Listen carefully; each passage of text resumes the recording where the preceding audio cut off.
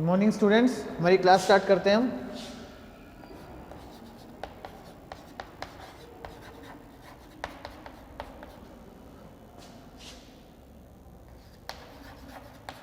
Cell biology,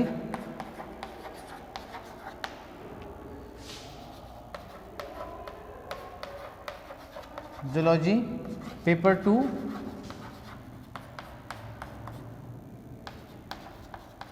section A. जो topic हमारा चल रहा था वो चल रहा था सेल मेम्ब्रेन ट्रांसपोर्ट।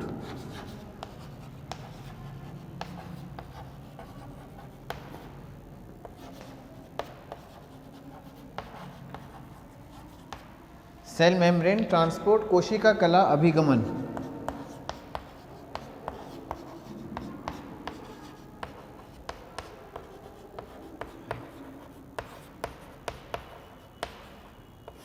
कोशिका कला अभिगमन ये हमारा चल रहा था। तो जो कोशिका कला अभिगमन होता है, यानी कि कोशिका कला से होने वाला परिवहन, the transport across the cell membrane, वो किस किस के ऊपर निर्भर करता है, वो हम लिखते हैं। कोशिका कला से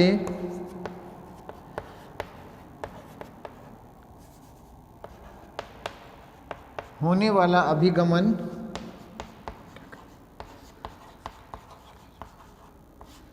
कोशिका कला से होने वाला अभिगमन या परिवहन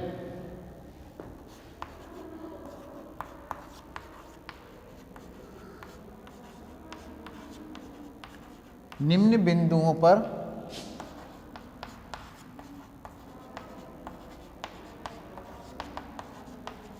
निर्भर करता है। निर्भर करता है।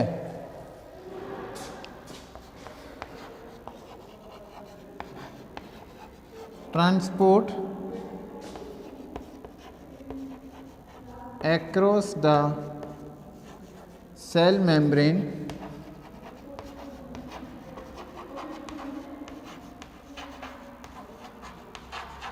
depends on the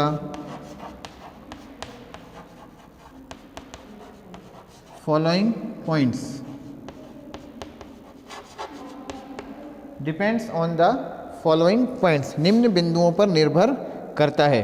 सबसे पहला, कोशिका कला में उपस्थित रंध्रों का आमाप। जो पहला है वो है कोशिका कला में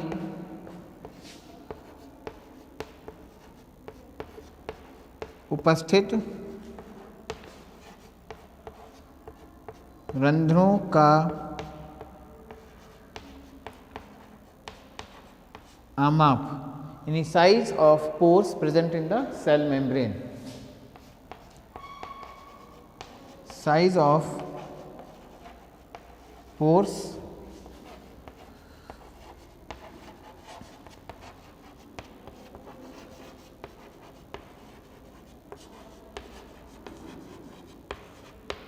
present in cell membrane.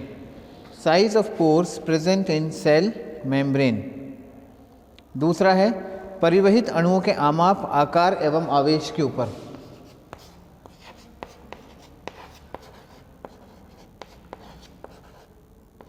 परिवहित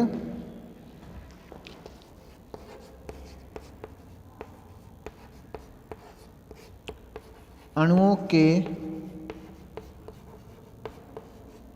आकार,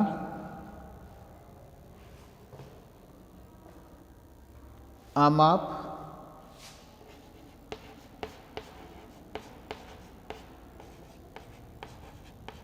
एवं आवेश।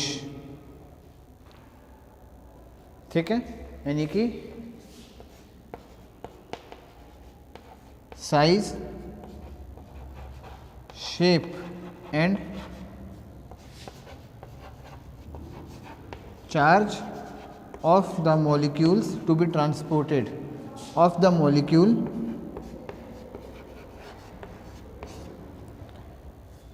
ऑफ द मॉलिक्यूल, जो मॉलिक्यूल जिसको ट्रांसपोर्ट होना है उसके साइज, शेप और चार्ज के ऊपर, यानी कि जो अणु जिनको परिवहित होना है उनके आकार, आमाप और उनके आवेश के ऊपर। तीसरा है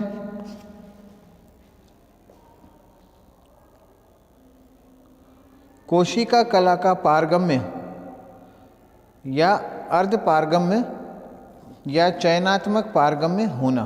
ठीक है,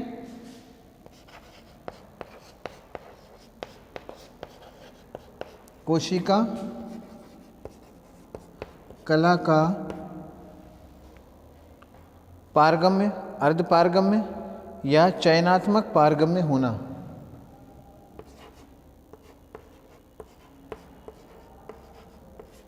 पारगम्य,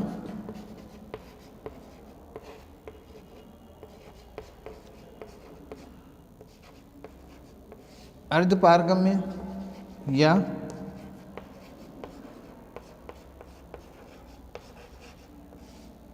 चयनात्मक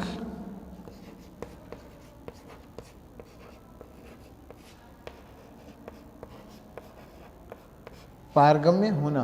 पारगम्य, अर्ध पारगम्य या चयनात्मक पारगम्य होना, यानी permeability, semi permeability and selective permeability of the membrane.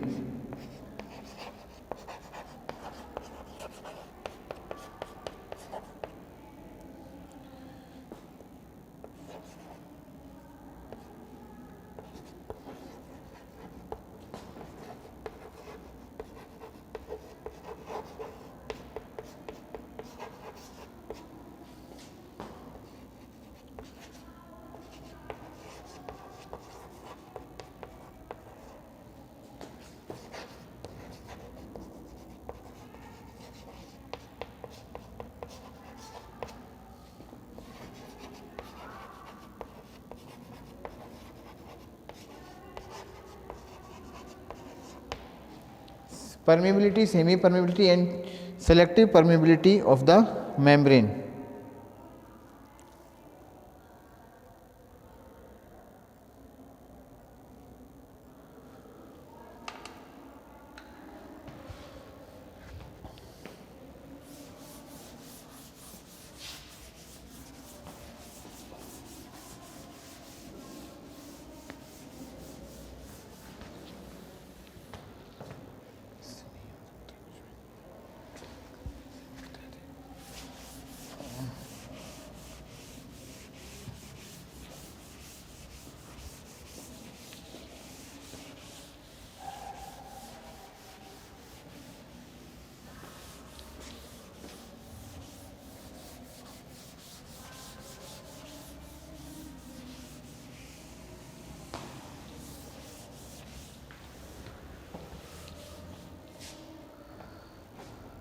Next जो हेडिंग हम डालेंगे वो है कोशिका झिल्ली से परिवहन द्वारा 3 क्रियाओं का नियमन किया जाता है।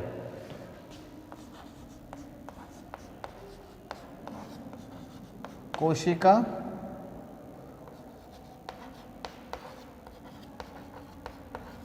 झिल्ली से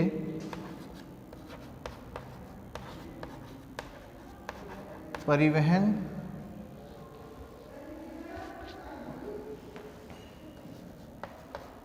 द्वारा 3 क्रियाओं का नियमन किया जाता है। क्रियाओं का कोशिका झिल्ली से परिवहन द्वारा 3 क्रियाओं का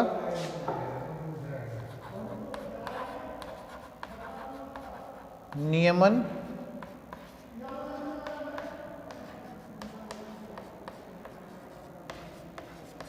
किया जाता है। पहली क्रिया है कोशिका के भीतर रासायनिक एवं कार्यकीय अवस्था का नियमन।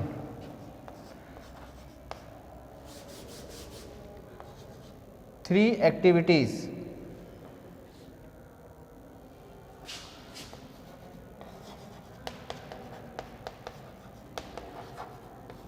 Are regulated through transport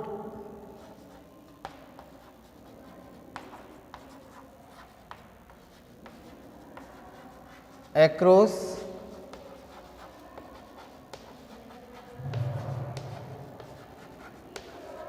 cell membrane, transport across cell membrane.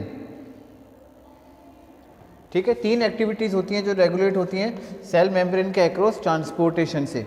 सबसे पहली एक्टिविटी क्या है कि कोशिका के भीतर रासायनिक एवं कार्यकीय अवस्था का नियमन, यानी सेल के अंदर एक ऐसा एटमॉस्फेयर, एक ऐसा अवस्था बन जाती है जिसमें कोशिका आराम से कोई ना कोई रासायनिक क्रिया करती रहती है या उसके अंदर फिजियोलॉजिकल रिएक्शंस, कार्यकीय अवस्था उसके अंदर होती रहती है। अनेक बार कोशिकाओं को क्रिया करने के लिए अनेक पदार्थों की जरूरत पड़ती है जो कि उसे कोशिका के अंदर सामान्यतः नहीं होते। तो इन पदार्थों का आवागमन करने के लिए कोशिका क्या इन पदार्थों को बाहरी वातावरण से ग्रहण करती है। तो ठीक है ना, तो कई बार क्या होता है सेल्स को ऐसे मॉलिक्यूल्स की रिक्वायरमेंट होती है जो कि उसके अंदर होने वाली डिफरेंट एक्टिविटीज़ या रिएक्शंस के लिए ज़रूरी होते हैं, लेकिन वो मॉलिक्यूल सेल के अंदर प्रेजेंट नहीं होते।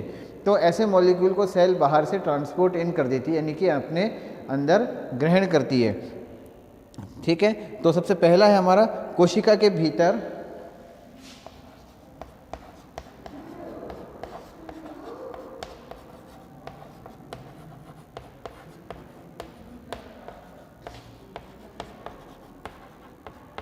रासायनिक एवं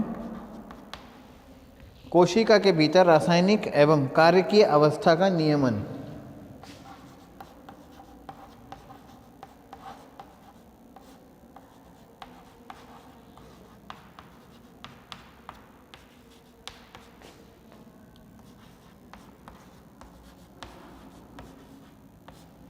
रासायनिक एवं कार्यकीय अवस्था का नियमन।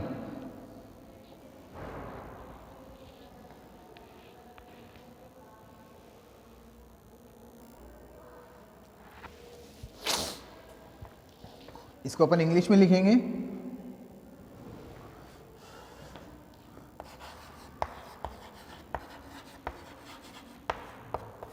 रेगुलेशन ऑफ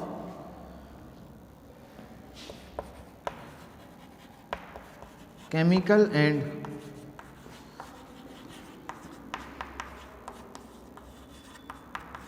physiological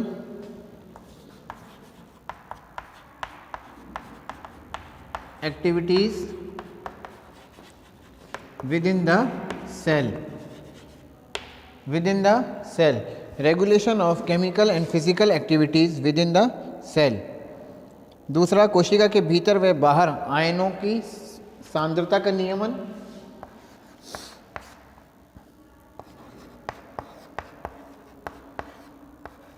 कोशिका के भीतर व बाहर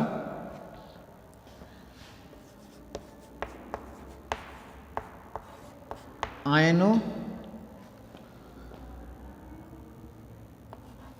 की सांद्रता प्रवणता का नियमन।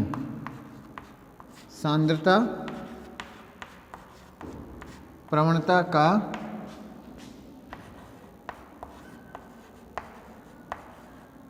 नियमन। कोशिका के भीतर एवं बाहर आयनों की सांद्रता प्रवणता का नियमन, इसको हम लिखेंगे regulation of concentration gradient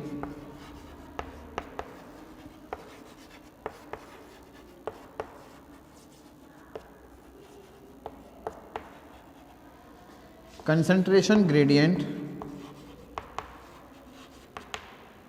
of ions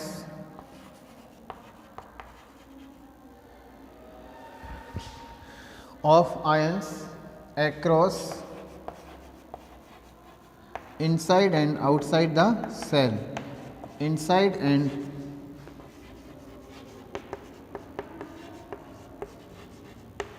outside the cell. ठीक है, यानी कि जो सेल है उसके दोनों तरफ, सेल मेम्ब्रेन के दोनों तरफ, सेल के अंदर भी और सेल के बाहर भी, inside the cell and outside the cell, जो आयन्स हैं उनकी कंसंट्रेशन को मेंटेन करती है, आयनों की सांद्रता को नियमित करती है। ठीक है, सांद्रता प्रवणता का अर्थ है, अगर हम देखें तो जैसे ये उच्च सांद्रता है, फिर ये इसके बाद निम्न सांद्रता हो गई, इससे थोड़ी निम्न सांद्रता हो गई, इससे निम्न हो गई, इससे निम्न हो गई, इससे निम्न हो गई, इससे, तो एक जो हायरार्किकल ऑर्डर जो बनता है, ठीक है ना, एक इस तरह की जो बनती है स्थिति, वो कहलाती है प्रवणता। ठीक है ना, इंग्लिश में इसे बोलते हैं ग्रेडियंट। ठीक है, तो कोशिका के बाहर जैसे हम बोलें ये इन है और ये आउट है, ये सेल का इनर पार्ट है, ये आउटर पार्ट है। यहाँ पे प्लस आयन जो है वो ज़्यादा है, लेकिन यहाँ पे प्लस आयन कम है, तो इसको हम बोल देते हैं सांद्रता प्रवणता, कंसंट्रेशन ग्रेडियंट, यानी कि अंदर प्लस आयन्स ज़्यादा है, बाहर की तरफ प्लस आयन्स कम है। ठीक इसके उलट बाहर माइनस आयन्स ज़्यादा है, लेकिन अंदर माइनस आयनों की संख्या कम है, तो ये माइनस आयन, नेगेटिव आयन्स की कंसंट्रेशन ग्रेडियंट है, सांद्रता प्रवणता है। ठीक है ना। तीसरा है अंतः कोशिकीय व अंतरा कोशिकीय तरल के परासरण दाब में संतुलन का नियमन।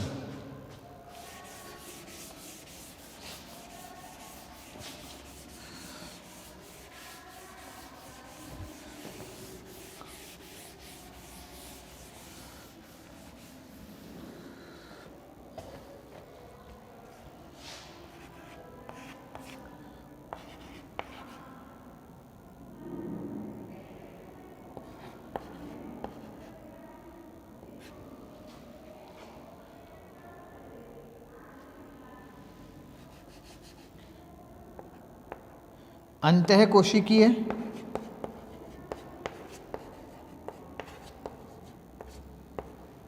व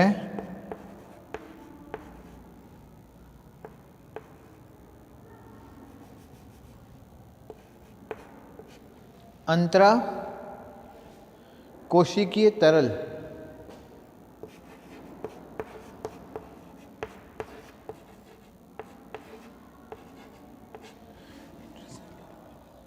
कोशिकीय तरल के परासरण दाब में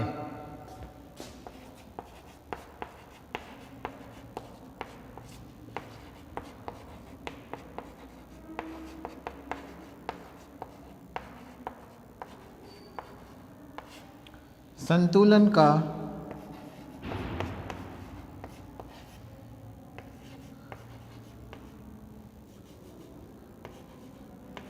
नियमन, इसको अपन लिखेंगे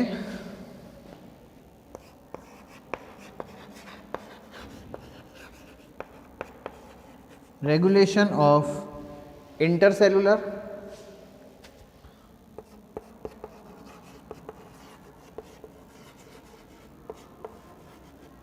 and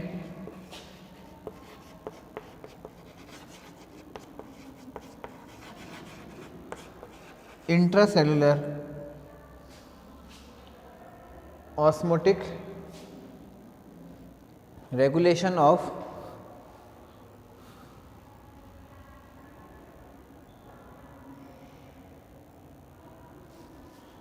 intercellular and intracellular osmotic pressure.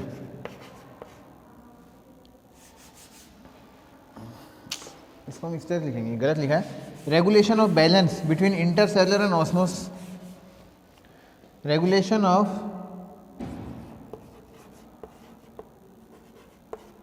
Balance of osmotic pressure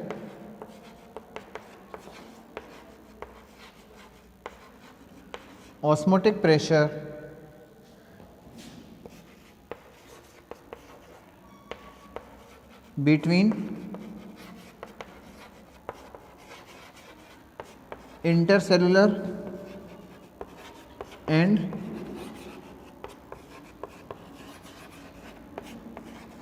intracellular space। ठीक है, इसको हम डायग्राम में समझते हैं। ये सेल है, इस सेल के बाहर, इस एरिया के अंदर ऑस्मोटिक प्रेशर और सेल के अंदर ऑस्मोटिक प्रेशर को रेगुलेट करती है, इन दोनों के बीच में बैलेंस को रेगुलेट करती है। यहाँ पे ऑस्मोटिक प्रेशर और यहाँ पे ऑस्मोटिक प्रेशर के बैलेंस को रेगुलेट करती है। तो ये दो काम हैं इसके, ठीक है ना। अब हम पढ़ेंगे विधियाँ कि कौन कौन सी विधियों के द्वारा कोशिकाओं में अभिगमन होता है।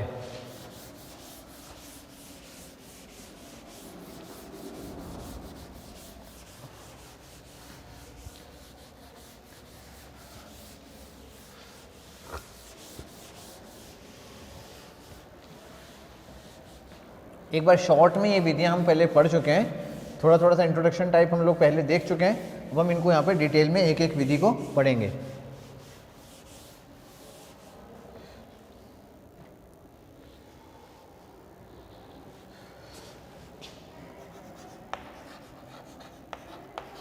Methods of transport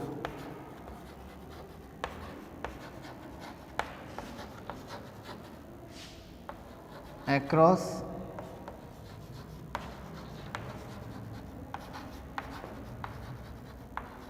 cell membrane। कोशिका कला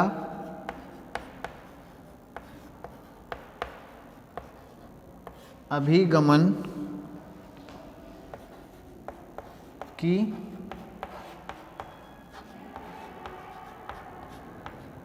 विधियाँ। कोशिका कला अभिगमन की विधियाँ, method of transport across the cell membrane. तो सबसे पहली जो विधि है वो है पैसिव ट्रांसपोर्ट। पैसिव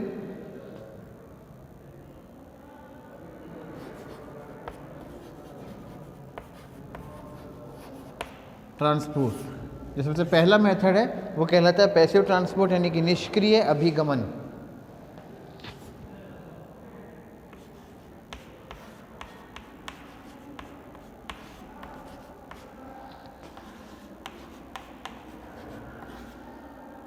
निष्क्रिय अभिगमन।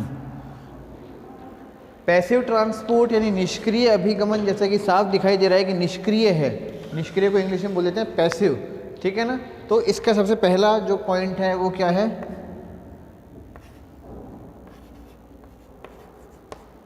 ऊर्जा का व्यय नहीं होता, नहीं होता, यानी कि energy is not consumed, energy is not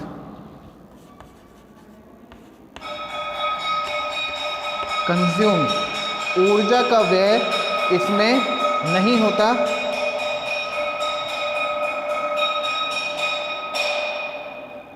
ऊर्जा का व्यय इसमें नहीं होता, यानी कि हम इसको बोल सकते हैं कि एनर्जी इज नॉट कंज्यूम्ड, ठीक है, ये पहली बात है। दूसरी,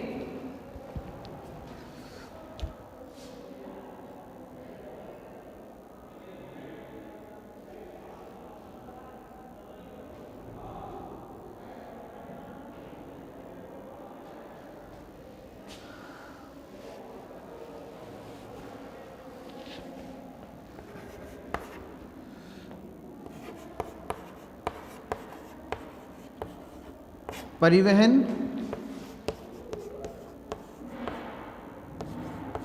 सांद्रता प्रवणता के अनुरूप होता है, अनुरूप होता है। जो परिवहन है वो हमेशा सांद्रता प्रवणता के अनुरूप होता है। इसको हम लिख सकते हैं, transport always occurs according to the concentration gradient.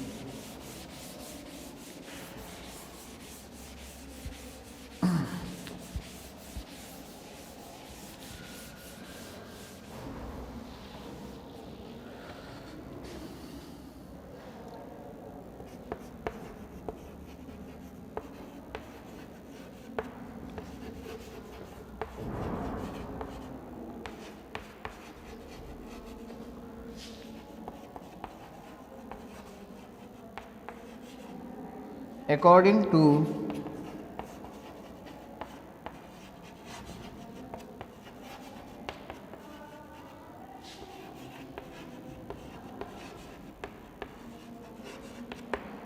Concentration gradient, जो परिवहन होता है, ट्रांसपोर्ट होता है, वो हमेशा कंसंट्रेशन ग्रेडियंट के अकॉर्डिंग होता है, यानी कि transport always occurs according to concentration gradient. ये दूसरा पॉइंट है।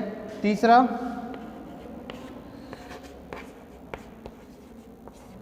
पदार्थ स्वयं की उच्च सांद्रता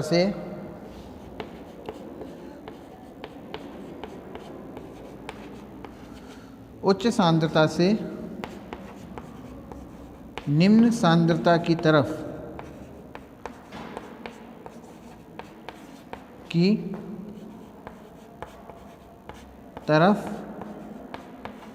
गति करते हैं। निम्न सांद्रता की तरफ गति करते हैं। मॉलिक्यूल्स या substances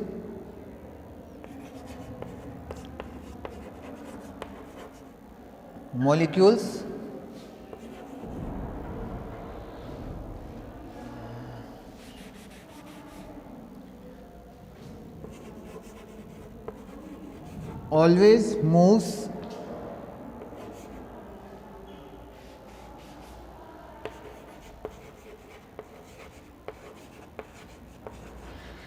from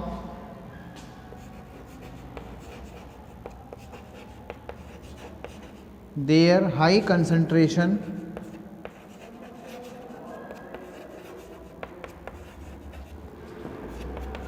to low concentration।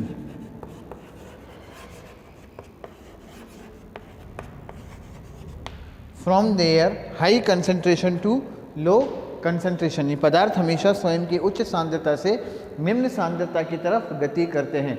जहाँ पे पदार्थों की सांद्रता ज़्यादा होती है, अधिक होती है, वो वहाँ से उस तरफ गति करते हैं जहाँ पे उनकी सांद्रता कम पाई जाती है।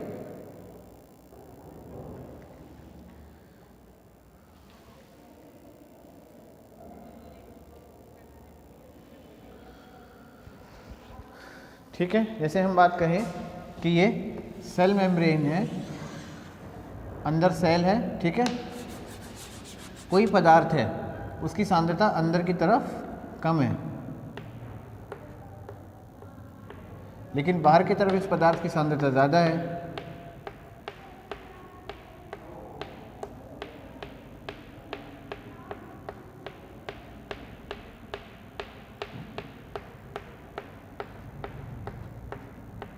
ठीक है ना, तो ये पदार्थ अपने आप बाहर से अंदर की तरफ चले जाएंगे, बाहर से अंदर की तरफ गति कर जाएंगे। इसमें किसी प्रकार की ऊर्जा का व्यय नहीं होता, इसमें कोई एनर्जी जो है वो कंज्यूम नहीं होती, क्योंकि मॉलिक्यूल्स जो है वो अपनी कंसंट्रेशन ग्रेडियंट के अलोंग मूव करते हैं। देखो, कोई भी जो पदार्थ है वो जब भी गति करता है तो वो हमेशा अपनी सांद्रता के हिसाब से, यानी जहाँ पे उसकी संख्या ज़्यादा होती है वहाँ से वो हमेशा उस तरफ गति करता है जहाँ पे उसकी संख्या कम होती है। अगर आप लोगों ने भीड़ के बारे में भी देखा होगा, भीड़ को भी अगर हम देखें तो जब भी कोई मेला लगता है और मेले में से अचानक लोग छूटते हैं, ठीक है ना, जैसे कोई हम एग्जाम्पल की बात करें, रावण जल रहा है, वहाँ पे एक छोटे से मैदान के अंदर बहुत सारे लोग थोड़ी देर के लिए इकट्ठा हो जाते हैं। तो जैसे ही वो सारा कार्यक्रम खत्म हो जाता है, वो सब दूर निकल के भागते हैं। तो ठीक उसी तरह से हर मॉलिक्यूल अपनी हाई कंसंट्रेशन से लो कंसंट्रेशन की तरफ मूवमेंट करने की कैपेबिलिटी रखता है।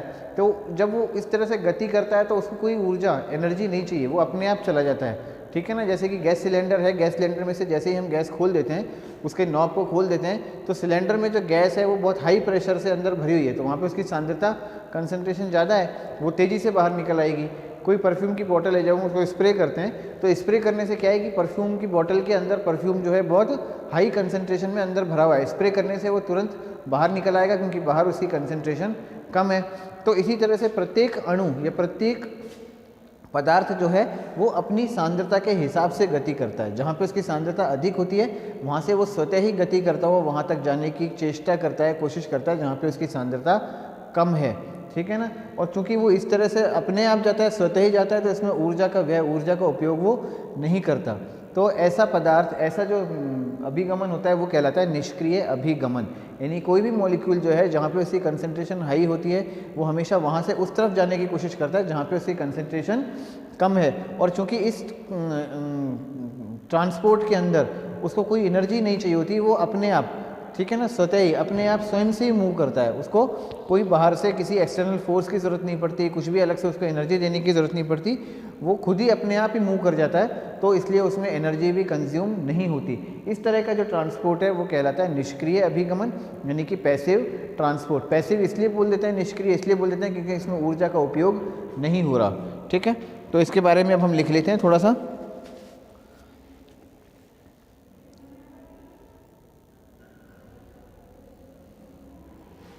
ये तीनों पॉइंट पहले लिख लीजिए। ऊर्जा का व्यय नहीं होता, ऊर्जा कंज्यूम नहीं होती। परिवहन, एनर्जी इज नॉट कंज्यूम। परिवहन सांद्रता प्रवणता के अनुरूप होता है। Transport always occurs according to the concentration gradient. और पदार्थ स्वयं की उच्च सांद्रता से निम्न सांद्रता की तरफ गति करते हैं। Molecule always move from their high concentration to low concentration.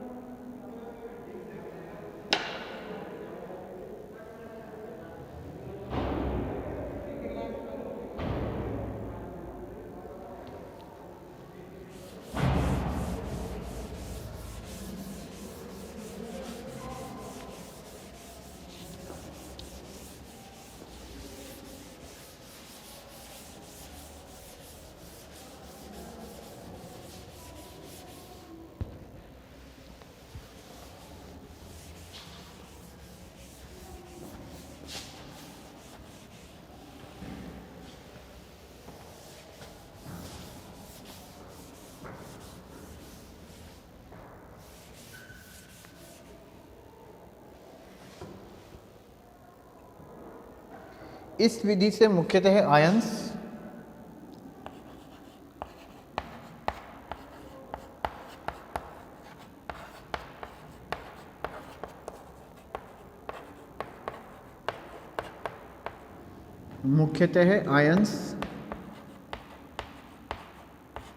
इस विधि से मुख्यतः आयंस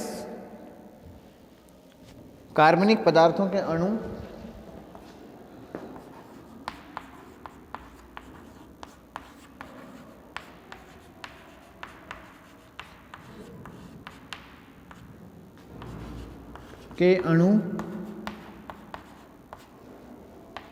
आयंस कार्बनिक पदार्थों के अणु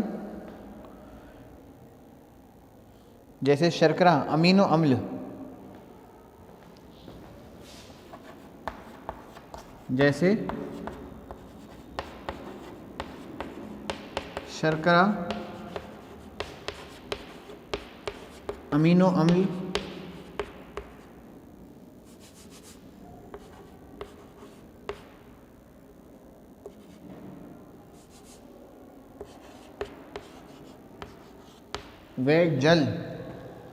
व जल धीमी गति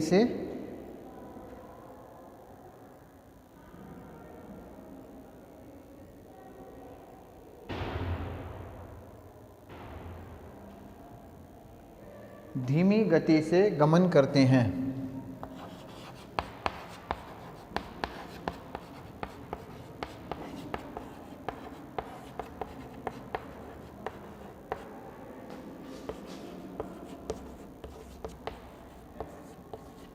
धीमी गति से गमन करते हैं।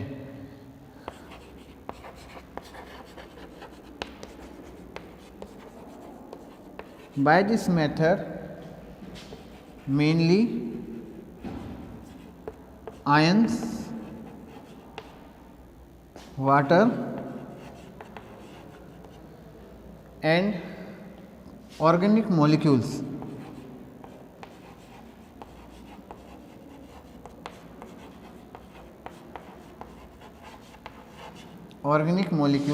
like carbohydrates,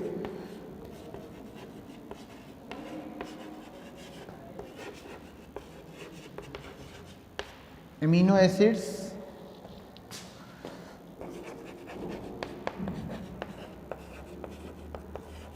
amino acid etc. are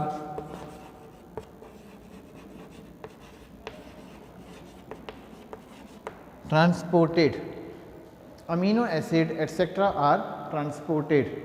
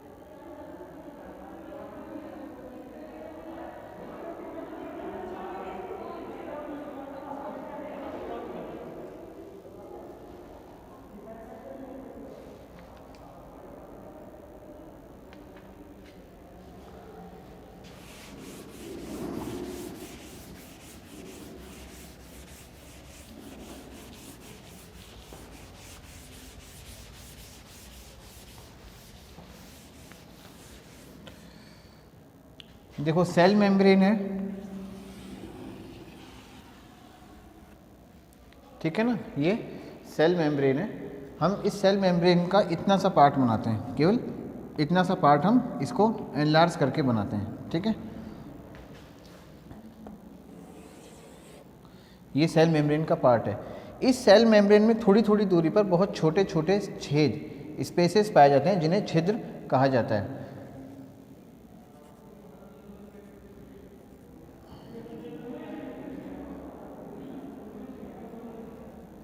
थोड़ी थोड़ी दूरी पर इस तरह के स्पेसेस इस सेल मेम्ब्रेन के अंदर उपस्थित होते हैं।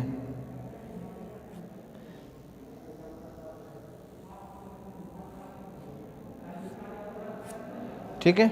अब होता क्या है कि मान के चलो कोई भी एक मॉलिक्यूल है जिसकी ये इन है और ये आउट है, ठीक है, यानी कि सेल के अंदर का हिस्सा है, सेल के बाहर का हिस्सा है। कोई मॉलिक्यूल है, उसकी कंसंट्रेशन सेल के अंदर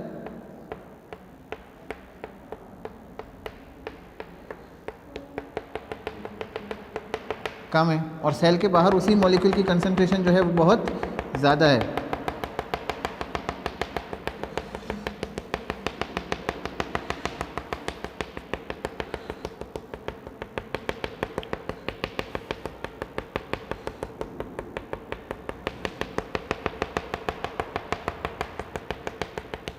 ठीक है, अंदर कंसंट्रेशन कम यानी अंदर सांद्रता उसकी कम और बाहर कंसंट्रेशन यानी सांद्रता ज़्यादा।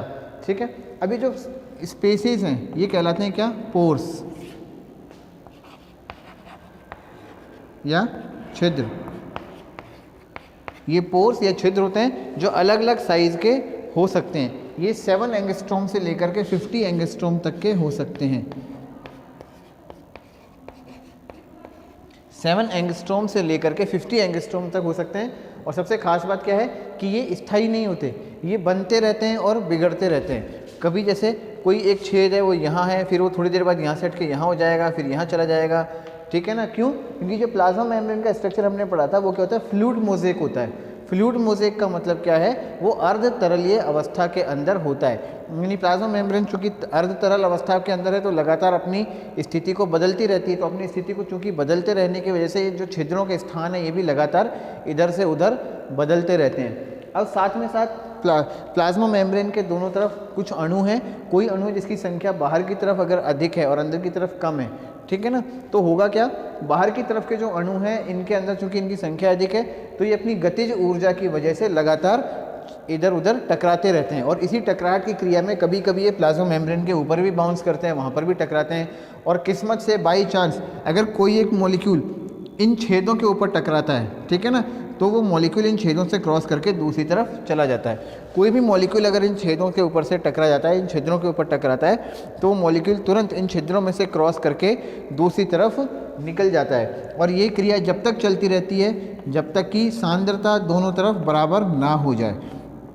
ये क्रिया कब तक चलती रहती है? जब तक कि दोनों तरफ बराबर सांद्रता ना हो जाए। अगर अंदर भी सांद्रता इतनी हो जाएगी जितनी बाहर है इस गति के द्वारा, तो यह क्रिया अपने आप रुक जाती है। ये क्रिया वास्तव में रुकती नहीं है, ये क्रिया जब भी चलती रहती है, लेकिन जो नेट ट्रांसफ़र होता है, नेट ट्रांसपोर्ट जो होता है वो जीरो हो जाता है, यानी जितने बाहर से अंदर आए उतने ही अंदर से बाहर लगातार जाते रहते हैं। तो जो नेट चेंज होता है, नेट एक्सचेंज होता है, कुल जो परिवहन होता है वो बराबर हो जाता है जीरो के। तो हम इसे मानते हैं कि यह क्रिया अब रुक गई, अब पदार्थ एक दूसरी तरफ क्रॉस होके नहीं जा रहे, ठीक है ना। इसके उल्टा भी हो सकता है, अगर अंदर सांद्रता ज़्यादा है तो मॉलिक्यूल जो है अंदर से क्रॉस होकर के बाहर आएंगे। दूसरा, कभी कभी ये जो छिद्र हैं, ये जो पोर्स हैं, इन पोर्स के ऊपर कुछ विशेष आवेश चार्ज उपस्थित हो सकता है, चार्ज प्रेजेंट हो सकता है। जैसे प्लस चार्ज है, अगर प्लस चार्ज है तो अपने अंदर से होकर केवल माइनस चार्ज पार्टिकल को ही जाने देगा, प्लस चार्ज पार्टिकल को ही नहीं जाने देगा, ठीक है ना। अगर माइनस चार्ज है तो अपने अंदर से होकर केवल प्लस चार्ज पार्टिकल को जाने देगा, माइनस चार्ज पार्टिकल को नहीं जाने देगा। और अगर चार्ज नहीं है, सिंपल पोर है, तो अपने अंदर से होके सिंपल मॉलिक्यूल्स को जाने देगा, चार्ज मॉलिक्यूल्स को नहीं जाने देगा, ठीक है ना। तो इस तरह का जो ट्रांसपोर्ट होता है वो कहलाता है पैसिव ट्रांसपोर्ट। इसे डिफ्यूज़न भी बोल दिया जाता है, इसे डिफ्यूज़न यानी कि विसरण भी कह देते हैं। इसे डिफ्यूज़न या विसरण भी बोल दिया जाता है।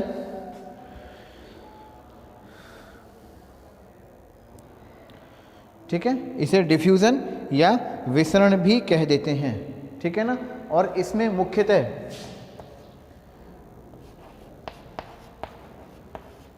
विलेय के अणु का अभिगमन होता है। जो विलेय के अणु होते हैं उनका अभिगमन होता है, यानी कि transport of solute molecules occurs,